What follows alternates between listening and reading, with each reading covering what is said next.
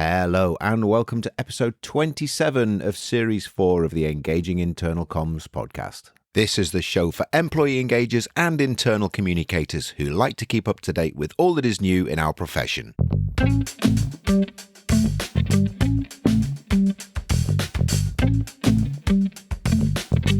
My name's Craig Smith from the Big Picture People. Welcome to our final episode of 2023 and our final episode of Series 4 of the Engaging Internal Comms podcast.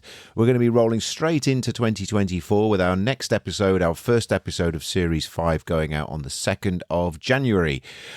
So here's a quick heads up on what we've got coming up. That first episode of Series 5 on the 2nd of January is an interview with Eric Stone from ClearPath Ventures. And Eric's going to be telling us all about the role that we play as internal communicators in building a successful and productive workplace culture.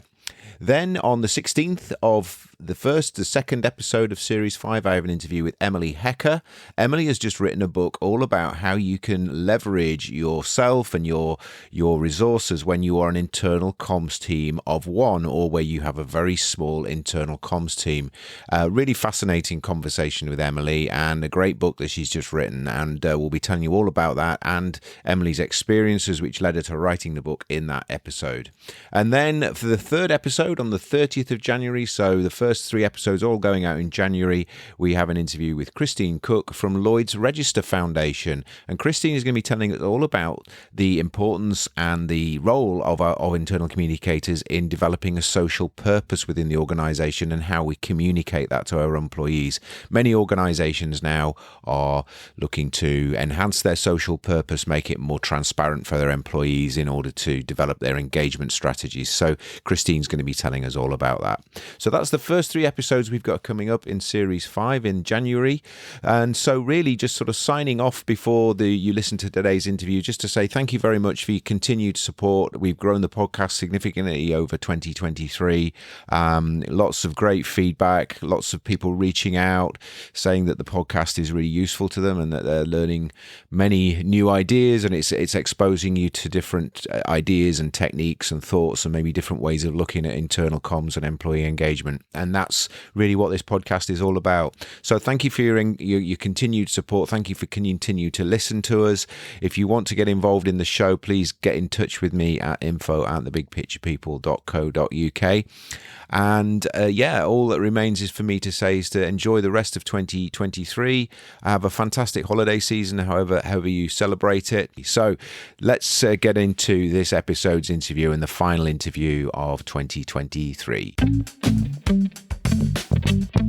Given its significance, it's surprising that actually we've only ever covered the topic of sustainability once before on the podcast directly in a show. So it's something that I really wanted to bring back to the table in terms of topics that we were covering.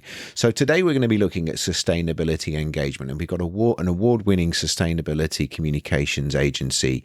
The leader from that organization is going to be telling us all about their work around sustainability. And the 2 areas that we're really going to be exploring in this episode are particularly around leadership and the importance of leadership and how leaders show up when it comes to sustainability. I think we're all probably seeing a lot of sustainability communications going out there, particularly into the external world, which is great talk, but we're not always seeing the action to follow that up. So we're going to be looking at the importance of sustainability leadership, both within organizations, but also that overlaps into some of the external facing aspects of sustainability as well.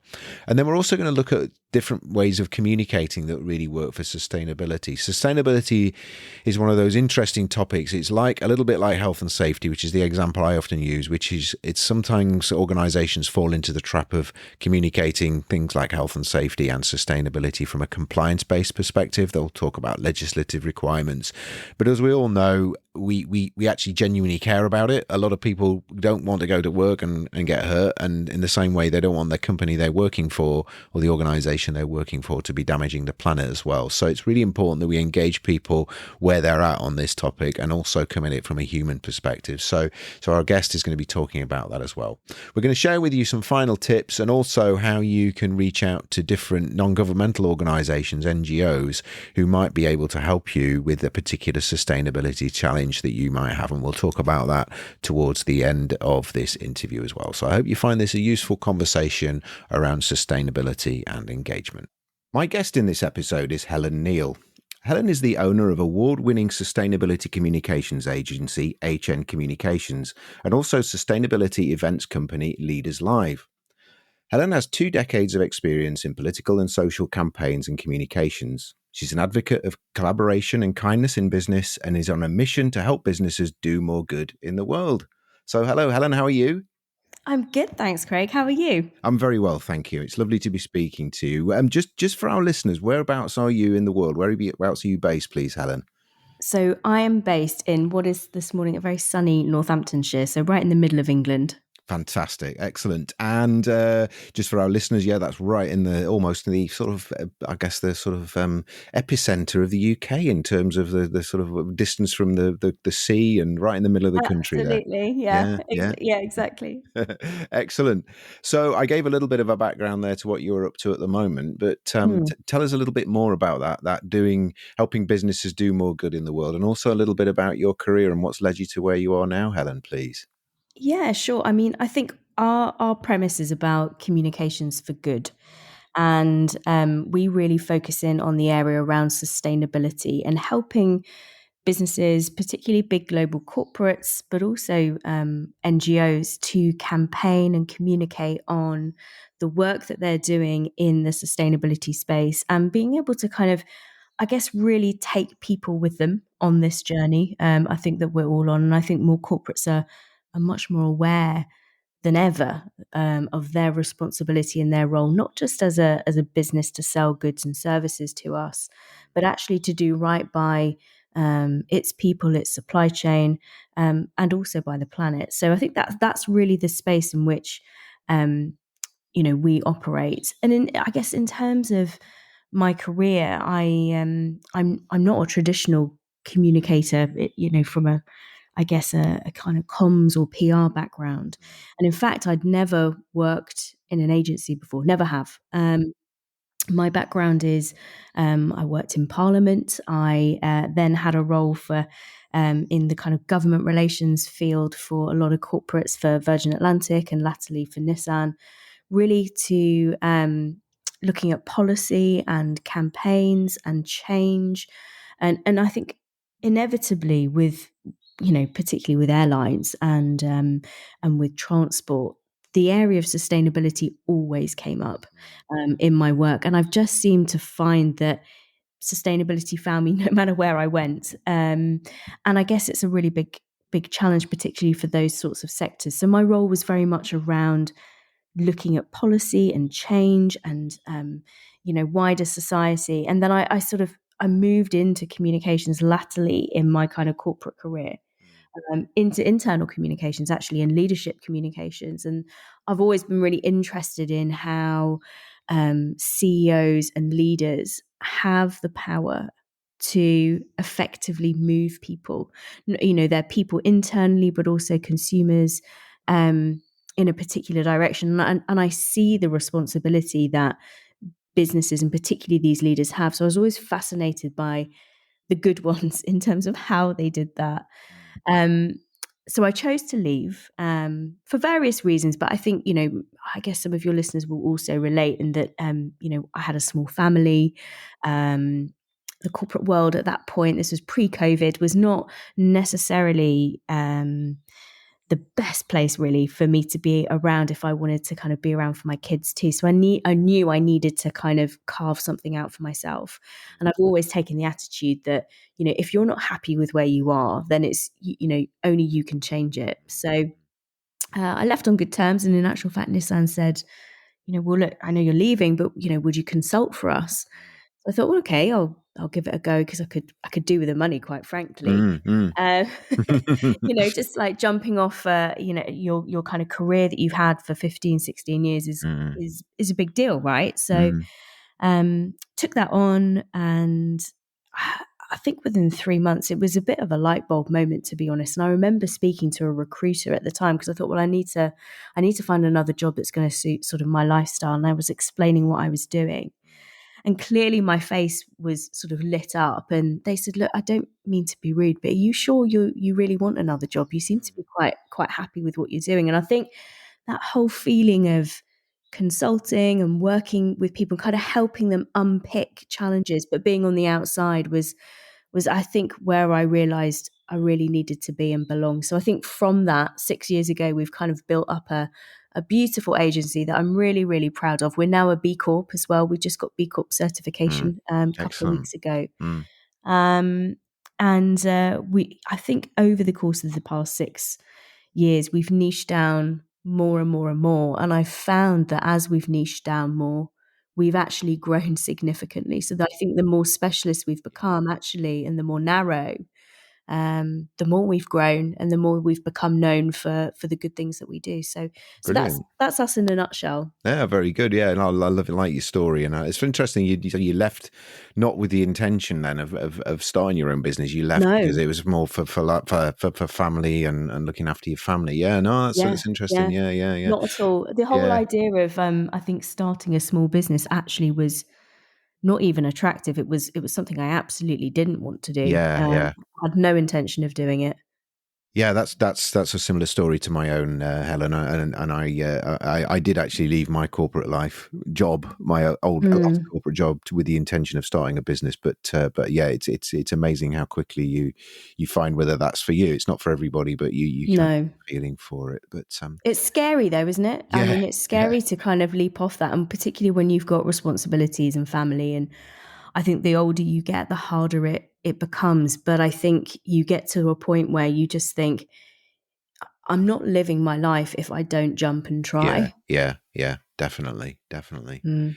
Excellent. Well, and so moving on to sustainability then, because that's the topic that we're going to be talking about Mm. today around sustainability and engagement is just we've it's a topic we've only covered once before on the show, and I think highly surprising, really, given the fact we've got over 100 shows, and it's such a massive issue for Mm. many of our listeners and organisations at the moment.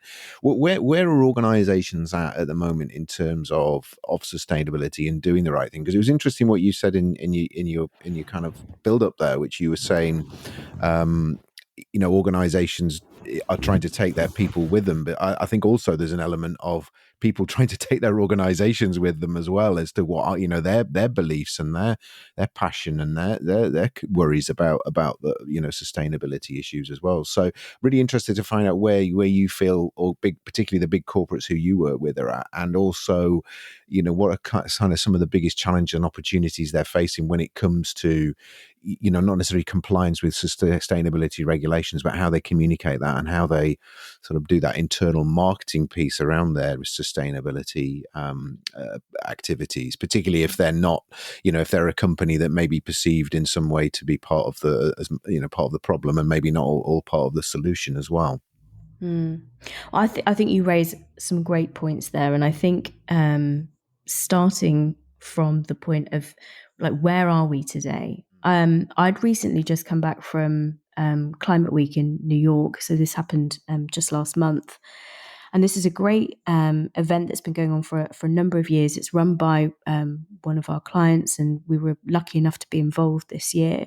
But what it does do is it brings the NGO world, the government world, and the global corporates together in one place for 1 week to have some really serious, tough discussions and debate around climate.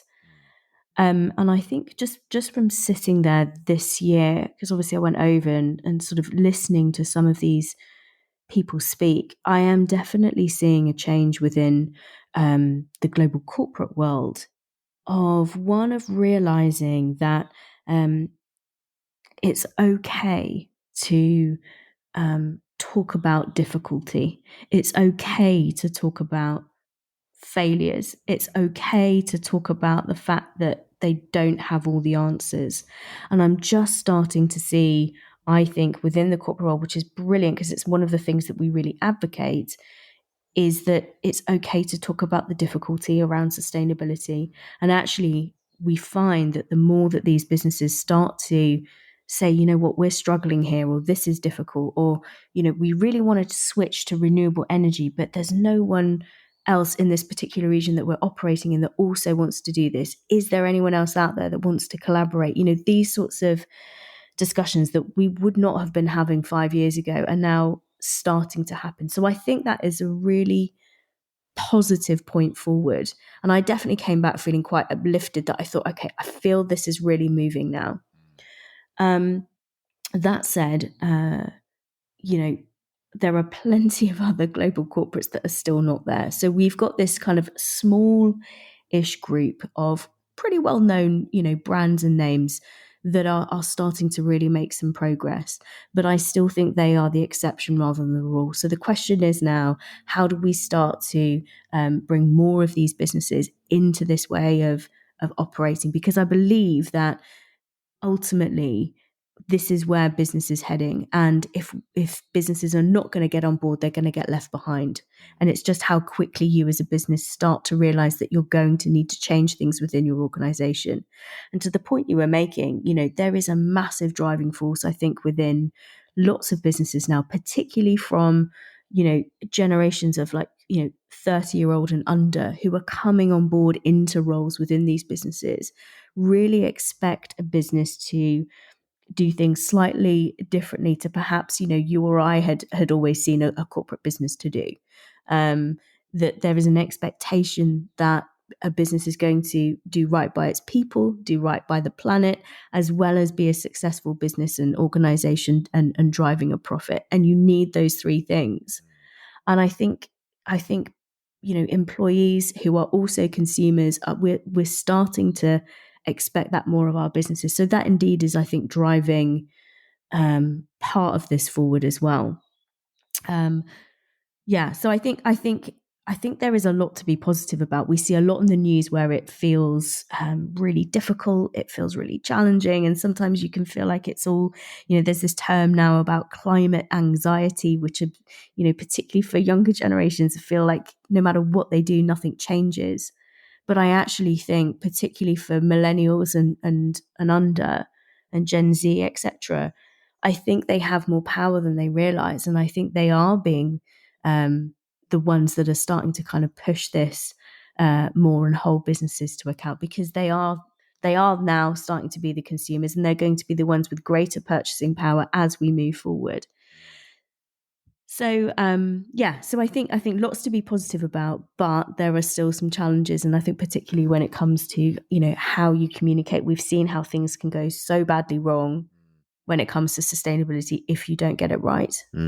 No, definitely. It's interesting what you were saying there about, the conference you were at and what people were saying, because I was at a conference a few weeks ago myself, and it was the guy who was speaking was Stephen Bartlett, who's one of the dragons from the Dragon's Den. And he was talking about, which I thought was really interesting, which is about how what builds and destroys trust between leaders and the employees. And he was saying it's not that you don't do what you said you were going to do; it's that you don't explain to people why you couldn't do it. And what he was saying is that Exactly. people are very reasonable. They understand that you can't, you set ambitions and you set goals, but you can't always deliver them. But if you tell people what it was that it stopped you doing it, and what you've learned from that, and how you're going to try and do it, but in a different way, that builds trust. Whereas if a lot of organizations just sort of brush it under the carpet, pretend it never happened, pretend we never Yeah. made that commitment. I Yeah. think sustainability is obviously one of those areas, and there's many others, obviously, but that Yeah. fall into that. And I think that's so true. And I think, what we try to do with clients that we work with is to really take them on a bit of a journey, because it's a massive cultural shift for the corporate world to, let's think about how they've traditionally communicated, right? It's always been, and this is no criticism, these businesses have been there to sell their products and services. So in terms of a style of communication, it's always been, well, how do we, put the best, we want to put ourselves in the best light, best foot forward, we want to make things seem as positive and as enticing as possible. Um, but, that isn't the way that you can communicate on sustainability. In actual fact, that's at the point where you take that traditional way of thinking of corporate communications. That's the point where you're going to get really unstuck when you look at sustainability. In fact, the opposite is true with sustainability. Like you were just saying, you need to be willing to show your vulnerability, because no one has all the answers on sustainability. And we are going to need one another. So it's not going to be about competition. like it has been traditionally with selling your products. It's going to be about collaboration. It's not going to be about you being the one to stand out necessarily. It's going to be about collective action that's going to make change. So I think there are very different attributes to sustainability communications that and rules, I think, and just a guidance of how businesses should be communicating on this to ensure that they don't unintentionally get stuck within this space of greenwashing or get so caught up in fear that they get caught up in this green hushing, which is this fear of actually saying anything in case it's wrong, because the risk is too great if you Yeah. get it wrong. Yeah. Yeah. Yeah.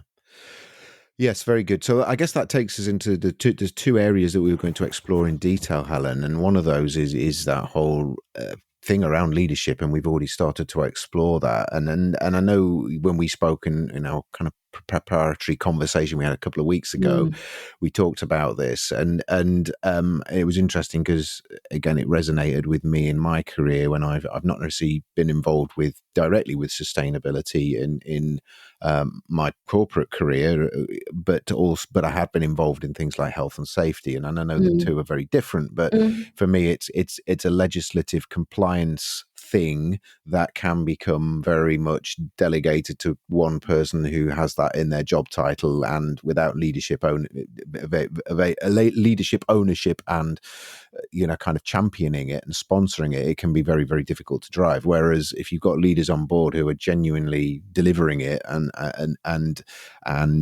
able to kind of really be figureheading it, again, not just in a kind of bland way, but really because they're passionate about it, it can make a huge difference. So I know that's some area that you're very passionate about, and you've got some really good stories and examples of where you've seen that work really well. mm. And so yeah, over to you, Helen. Tell us all about that the importance of leadership when it comes to communicating sustainability from your perspective. Yeah, and I think the point that you were just saying, there's, like with health and safety, there's the way that businesses have viewed sustainability in the past has always been a kind of add-on, a department add-on to a wider issue. Um, so I think where I see it working really well, and it sounds really obvious, but it's so surprising how businesses are still not doing it. But it comes from the top. It has to come from the top. So your CEO has to believe in this, um, and there needs to be a genuine desire to move forward on sustainability. I think with that, that then drives the C-suite to also be on board. But where it works the best is where you have incorporated sustainability throughout your business planning, so your business strategy. So where I see, and you'll have probably seen it, you look at some of the end of year kind of investment reports and things that businesses put out, and you might see like a small section around sustainability. Where I see it work really, and I don't think that that's a good thing, by the way, but I think where it works really well is you've got sustainability transcends everything within your business strategy, from the very top to the bottom, and it goes across all of the departments. So it doesn't just rest in a sustainability department, but it covers, HR, finance, marketing, all of the kind of key areas that you would traditionally have within a business. Each of those needs to have sustainability commitments and targets. And we've worked with a few businesses who are doing this in a really clearly focused way.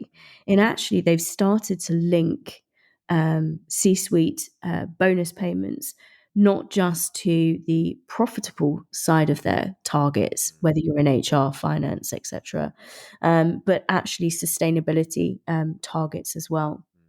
Um, and where you can go even further, where we're seeing a couple of real pioneer businesses starting to do this, is actually having an internal carbon price for the business decisions that you make and linking that part of your decision making process also to bonuses as well.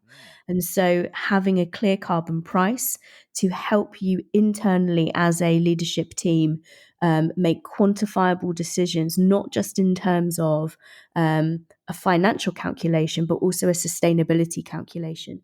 putting both of those on the table and saying, is this the right way forward? Does this fit with our plans? And so starting to build sustainability into a proper, quantifiable part of the kind of strategic business decision making process. And Wow. this is where we really start to see businesses taking a leadership role in sustainability for Mm. sure.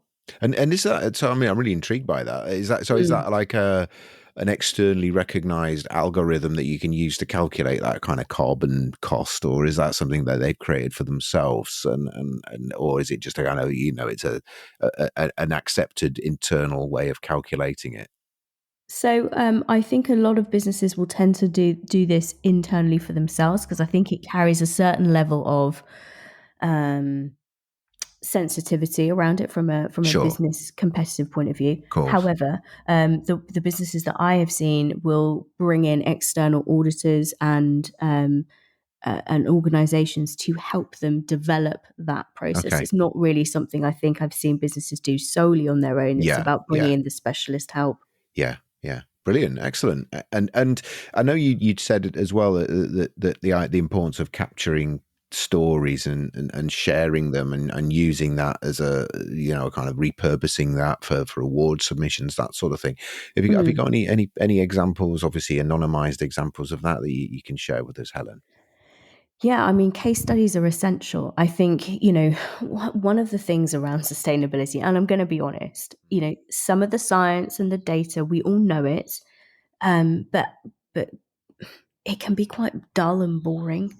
And so moving people to be interested and motivated in this topic, we have to, this is where we start to bring in that creativity. And actually, the case studies and the real world examples are great ways of being able to interpret and show the work that's taking place, both the good and the bad, the difficulty. This comes back to this point where we were saying Mm, about being mm, transparent. mm, When you have a case study, you can really show and tell people where stuff has worked and where it hasn't and what the learning is. And that learning has a real value. So I think with case studies, we always again have a bit of a principle that we only communicate on things that have been done.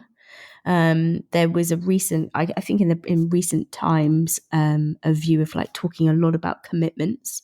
And one of the things that we've learned through working with our NGO clients is about commitments is one thing, but it's about the action that's being taken and being able to talk about that.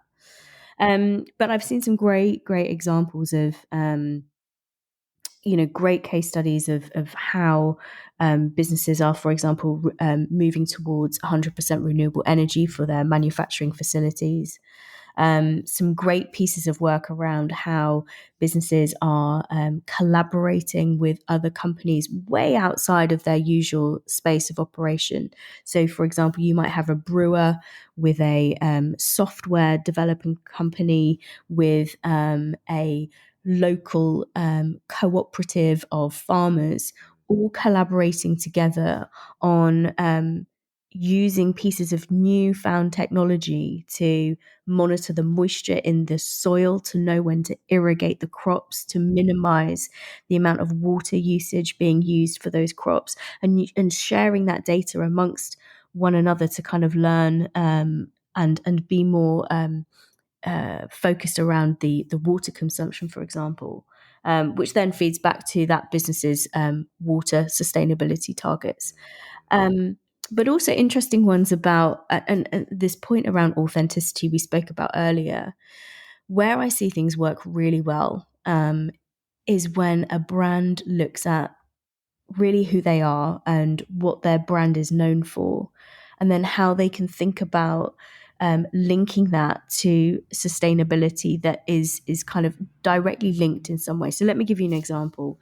There's a beer brand in Romania which has a bison on the front of it. This and it's quite well known in the local country, and this particular brand started to collaborate with WWF on putting and really kind of putting a whole campaign around the habitat of this particular bison, which was endangered within the country of Romania. And this has worked really well. It's really motivated the local community and really kind of driven a lot of change. It's brought in external NGOs and funding to kind of support this biodiversity in the habitat. But why it worked well was that people could make a really clear, authentic link between the brand and what it was trying to do as a way in which to kind of communicate and also help to educate on this particular issue. So it's about a brand almost looking at something that it's known for and saying, I'm going to take some responsibility for this issue that really does link to my brand and what we stand for. And then going out and kind of finding a way to collaborate with, say, like NGOs and really drive that forward. And so I've seen that work really beautifully. Of course, where I've seen it work terribly is where, you've had a business where you think, what the hell are they doing? And why are they sort of operating in that space? Or, for example, putting a label on a product to explain the fact that it might have been generated by renewable energy, for example, but actually you then start to ask the questions about, okay, well, we've got this label on your packaging, but is the packaging recyclable? And what about the label? And did you consider the water consumption? And so these things start to unfold if you don't have a clear backstory to be able to kind of communicate the whole message. Just simply slapping a label on a box or a piece of packaging without the detail in which to back it up. Whether people go and want to see it or not, it's about being able to show that you've got that data to quantify what you've done. So I've seen that not work quite so well, for example. Yeah. Oh, yeah. That's it sounds right. Some good examples. And yeah, I like the example there of the Romanian beer company. I think that's a really good when you can make that connection. Just conscious of time, just going to move on to the final topic that we wanted to cover, and that's like, I guess, which is what our listeners will be maybe something they're already working on, or something that I think that they'll resonate with them, which is how do we communicate sustainability? Because I think you've already alluded to, and you mentioned in the last one, that sometimes it can be a bit boring and it can be a bit stale and it can be a little bit like, kind of, oh, we've got to do this sort of thing. We're lacking conviction. But I know you in the work that you do, and we talked about this again on the preliminary call, that the importance of fun and engagement and educating people, but also, again, going back to storytelling and making it also another thing. I think you talk about it being voluntary rather than a mandatory thing. So what are some of the things that you've seen work really well, Helen? And again, I guess, in terms of tips and recommendations for our listeners who are perhaps thinking about, how can I bring sustainability to life, or make it a little bit more exciting and interesting and less compliance driven, I guess. Yeah. Well, I think one of the key areas to start with is about being willing to be vulnerable. So being willing at the get-go to, say, look, sustainability is hard, it's difficult, it's tough, it's challenging, it's expensive. We don't have all the answers, but we're trying, and we have a plan, and we have goals, and we are working to get there. And we may not get it right all the time, but we're going to keep going. And being able to share that journey that you are on, the successes and the failures as you go, and be really open about that from the get-go, I think is absolutely critical if we're talking about sustainability. So I think starting from that principle of being willing to share that vulnerability and that difficulty, and being open to that. And that's a hard thing for corporates to do. And so it requires a level of, when you're working with them, it requires a level of trust. It requires a level of proof that you need to take them on this journey and show that it works. And that can take time. But when we do get there, when you do get there, it will have such greater benefits, I think, in the long run. I think in terms of the point around fun and engagement, traditionally the sustainability function and operation rightly looks around facts and data and transparency and calculations. I think it's about sustainability getting much closer to, dare I say it, some of the more fun areas of the business, which is the marketing teams, for example, and actually closely collaborating together from the get-go when they are thinking about campaigns and stories, and working with the sustainability teams to really talk and engage around what these campaigns can look like and ensure that that sustainability thread comes back in. And I think if you remember, we talked earlier about, the C-suite, including the CMO, having a level of responsibility and around the sustainability issue. So I think the fun and engagement piece, it's about that storytelling, isn't it? It's about sharing the vulnerability. It's also about the learning, because I think where things become super difficult is actually the point in which we can learn. The difficulty holds the kind of golden nugget of where we move forward, because that challenge, that difficulty, quite often is going to be felt not just by your competitors in your industry, but it's probably going to be felt, if you're a beer brand, it's probably going to be also felt by a car manufacturer. You both have plants, manufacturing facilities and operations where you're going to need probably similar things to do with heat and cooling and energy. So I think it's about sharing those both those learnings, but also those difficulties, because that holds a real interest for one another when we're all searching for answers. I think the other areas around this engagement piece with your employees, often, and I'm sure this has probably been the case for you as well, but often when we do sort of internal workshops with teams, the some of the local teams in their roles will have amazing ideas and or probably know far more of the answer around sustainability practices than probably the C-suite a lot of the time, because they're at the coalface and they know how this feels. So I think making sure that we are celebrating that, giving people the opportunity to share this throughout the business and have a voice, is massively important as well. And I think getting consumers engaged, which can be really difficult. But I think it's about, again, like things like with the bison example I gave earlier, some like these, when it's tangible and when people can feel they can make a direct link because of with your brand, I think it's far easier for them to feel more engaged. And it doesn't feel like it's a business just paying lip service and doing a tick box. So I think it's about being really authentic in that space as well. Yeah. And to your last point, it needs to be voluntary, not mandatory. We need to make it as exciting as possible, particularly for employees to want to get on board with this, rather than them feel that this is being mandated. So it's our responsibility as communications experts to really find creative ways to kind of get these teams and people engaged, because it will be the employees that help drive the company's sustainability goals forward. Mm. And I know we talked about this briefly. We didn't go into a lot of detail when we spoke before, but and it's a technique we use. You used gamification, I believe, as well, to a certain extent around Yeah, this. Yeah, yeah. yeah, yeah. And is that in terms of internal comms, or just in terms of education, or both, or It's a bit of both, mm, actually, but I think gamification is really important, and it's something I'm personally quite excited about, because I think that this is a great space for sustainability to be focusing in on.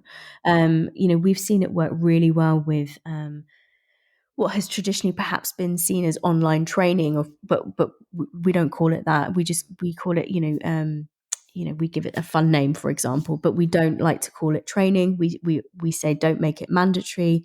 Let's make it as fun and engaging for people as possible, but using that sense of gamification, I think, to illustrate um, progress, to illustrate, perception as well. I think that's really important in sustainability. We have certain perceptions around um, sustainability that actually cannot necessarily be true. So, kind of challenging that is great for gamification, but also going back to the point around facts and data and progress, and actually using gamification to illustrate this progress and some of that data in fun and engaging ways that you can gamify, starts to really help people go, oh, I didn't realize that. Oh, I get it.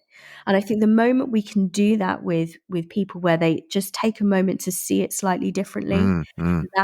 that really opens a conversation with them to have more of a discussion on sustainability.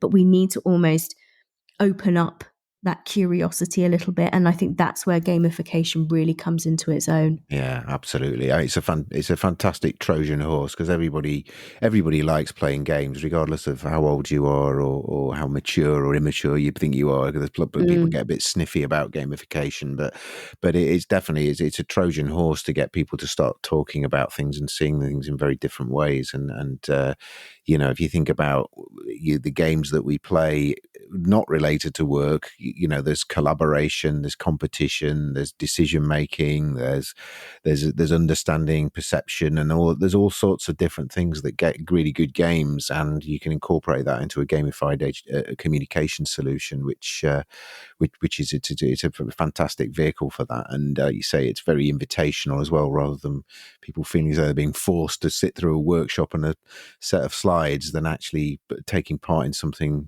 collaboratively, online or face to face, can be really, really powerful. So yeah, definitely agree with you on that one. Yeah, exactly. Just bringing things to a conclusion then, Helen. Then, so thank you. You've shared some really, really good insights with us. Any final tips? So, say we've got someone listening to this episode who, it's whether it's landed on their plate recently. I doubt where it's recently, but it's something that's on their plate in terms of communicating something around sustainability, something that's maybe a contemporary issue within their organisation, or something that's on their PDR for the rest of the year to sign off and get done. What are some of the things that you'd recommend? Just some sort of maybe quick wins that we can maybe think about if we're facing a comms campaign, or we're designing a comms campaign around sustainability, or even if it's just some sort of kind of more routine day to day type communications. What any final tips on that, Helen? I would just say, look at the actions that are being taken within your organization for a start. So if you're a communications professional in an organization, look at what actions are being done. Look at where things have been difficult. Look at where you've had successes. And I think look at how you can create some stories around that. I would say test them internally first, start sharing them with employees and seeing what their feedback might be on those. And then when you start to feel as though you've got some good case studies which cover a journey, the difficulty and the positive, then that's at the point I think you can start to perhaps share those externally.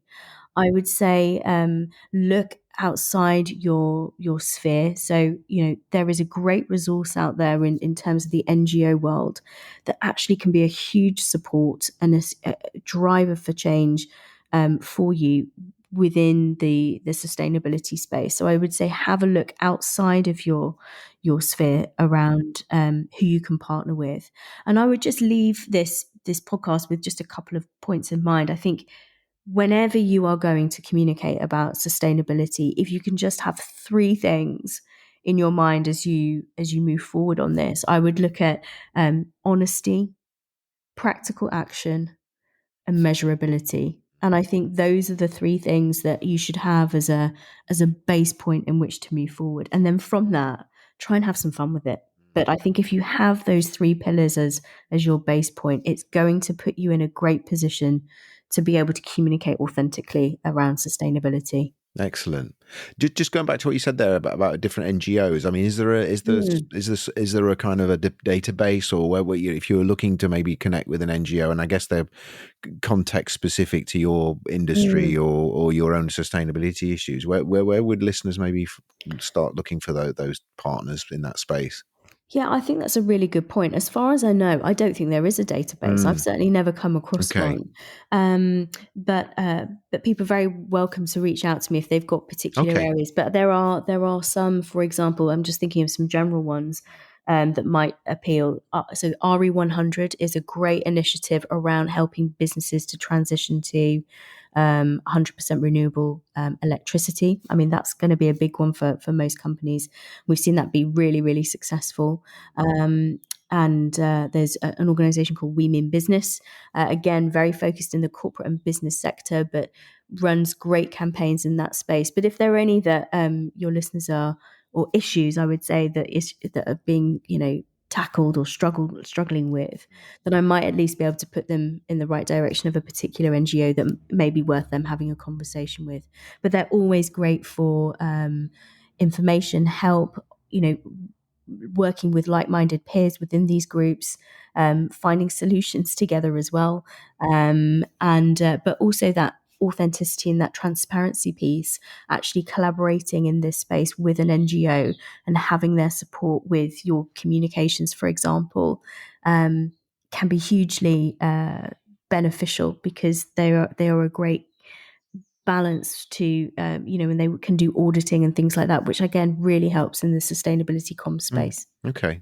No, it's a nice segue into what I was going to finally say, which is for people to reach out to you. We'll put your LinkedIn profile into the show notes, so it's a good offer that I think if people are looking for a relevant NGO for a particular sustainability challenge or opportunity that they have, then maybe if they're struggling to find that, then be good reason to reach out to you, Helen, and make contact with you. So Yeah, sure. and one final thing I was going to put into the links was I think you have a little sustainability diagnostic. I think you described it We as a do. quiz, yeah, Yeah, we and do. we'll put a link into that. And just for the listener, that's a quick way of a kind of assessing or getting a feel for what your opportunities are. Is it? Or That's right. It's just a little bit of a health check in terms of how you're communicating on sustainability right now. It takes fantastic. less than a minute. It's just a few questions, and then it will give you a score and then a little bit of advice and guidance in terms of things that you might want to work on, depending on the areas of your difficulty. So yeah, it's just a fun little quiz. Doesn't take very long, and hopefully it might just engage and help you think about things a bit differently. Fantastic. Excellent. Well, look, that's been fantastic, Helen. Thank you so much for your time and your insights. It's been, and again, it's a topic, as I said, we surprisingly over 100 episodes, we've only covered twice. So this is the second time we've covered it, but from a different angle than we covered it before. So really appreciate it. And I wish you all the best with your continuing growth of your business. It sounds like you're doing really, really well. And obviously I'm totally bought into your idea of doing more good in the world. So that I think everybody will be rooting for you there, Helen. Thank you so much. Thanks for having me. Thank you. Thanks, Helen. Take care. Bye-bye. We hope you've enjoyed this episode of the Engaging Internal Comms podcast. If you've got any ideas for episodes you'd like us to cover in future, you can email us at info@thebigpicturepeople.co.uk, or you can use the feedback form at engagingic.com. If you're not already subscribed to the show via your podcast platform, please do so. And if you could leave a review for us, that would be absolutely fantastic. We have links to other episodes at engagingic.com. All of our previous episodes are available there. And if you're interested in our visual communication services, our big pictures, our learning maps, our explainer videos, and also our live graphic recording, please get in touch with us again at info@thebigpicturepeople.co.uk. Thank you.